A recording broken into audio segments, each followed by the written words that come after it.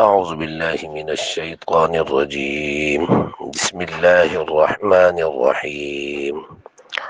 ربنا اے رب زمونگا وابعث ولیگی فیہم پدوی کی رسولا رسول منهم د دوی د جنسنا یتلو چی بیانوی علیہم پاغوی باندے آیاتی کا آیاتون استاسو ستا ویعلمهم او خودنا کوي دوی ته الکتابه د کتاب یعنی د قرآن والحکمه او د سنت یعنی د حدیثو ویزکیهم او پاکوي دوی لرا انک بشکت انت العزیز تزوروری الحکیم حکمتون والی.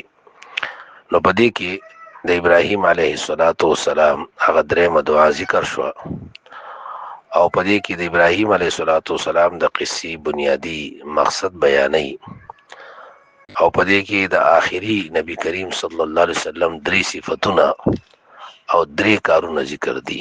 درې صفاتونه دا دي چې دا پیغمبر عربی دی، رسول عربی دی، او دویم دا چې دا بشر دی، عربی دی، رسول دی او بشر دی.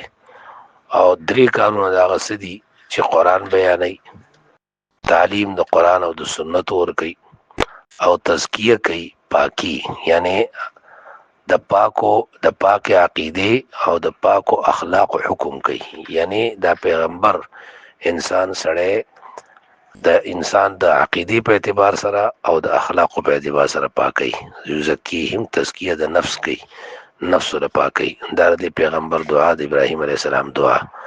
ځکه چې پیغمبر علیه السلام کله دنیا ته راغی نو نبی علیه السلام وی چې زه د خپل پلار ابراهیم علیه السلام د دعا نتیجه یم چې هغه زما دپاره دعا غوښتلې وه. الله دې موږ او تاسو ته د پیغمبر علیه السلام کامله اتباع نصیب کړي. واخر دعوانا الحمد لله رب العالمین.